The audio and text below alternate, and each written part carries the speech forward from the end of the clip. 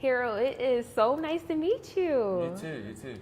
Now tell me, how does it feel being every adoring Afternator's man crush every Monday?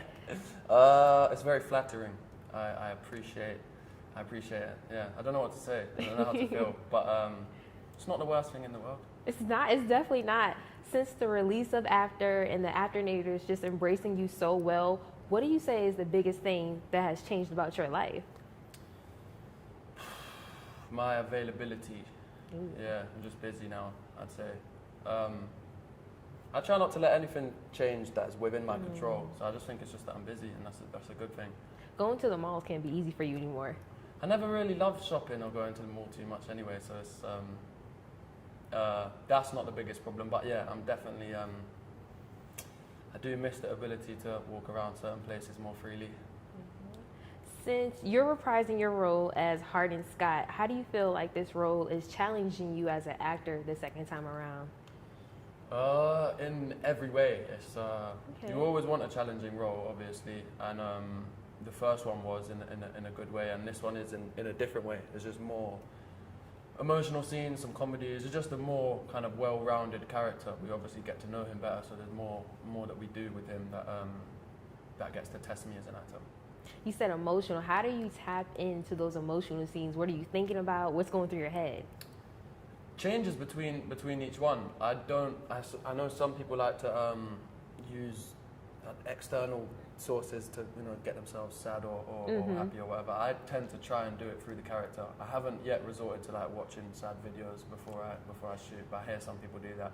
For me, it's all just like put yourself in the character's shoes, and they'll be, if it makes sense for them to be sad, once you're in their shoes, you will be, kind of thing. So speaking of putting yourself in your character's shoes, Tessa and Hardin have a really roller coaster ride of a relationship. So what can you take from their relationship and apply it to your life? What lessons have you learned from playing it? I say definitely just be honest and open. It sounds obvious, but if you know there's something that someone you know in your life should know, and say it, and don't wait till it's too late. Yeah, I think honesty is a good lesson to learn from their story. So true.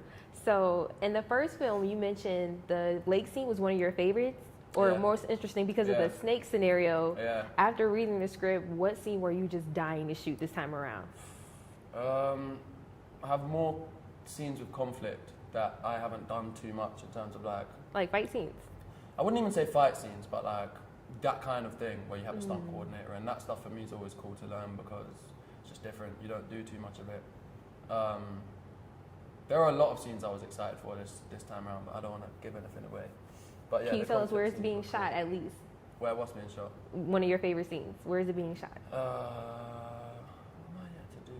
We shot one of my favorite scenes yesterday in the hotel room. It's the only scene it's the main scene with Tessa, Trevor, and Hardin, and obviously that dynamic's really fun to play with. I wish we had more scenes with the three of us. Okay, so now you're on set for about 14 hours a day. So when you leave set, how do you unwind? I don't think you need to. You just fall asleep quite quickly after long days. Yeah, I don't do anything after we finish. On a long day, when you work 14 hours, I just go home and I'm straight to bed, to be honest. And then I prefer to wake up earlier in the morning and do more. But when you have enough time, go get some food somewhere, or to be honest, we do just end up chilling, the cast and crew or whatever, and then anytime we try and talk about something unrelated to the film, it just somehow goes back to talking about the film. So we're never really off work. When you're shooting, it's all you really think about. So it's cool. It sounds like horrible, but you're just in it, and then when you wrap, that's when you can unwind. Now, this is your second time shooting in Georgia, maybe even your third. Are there any places you like to frequent?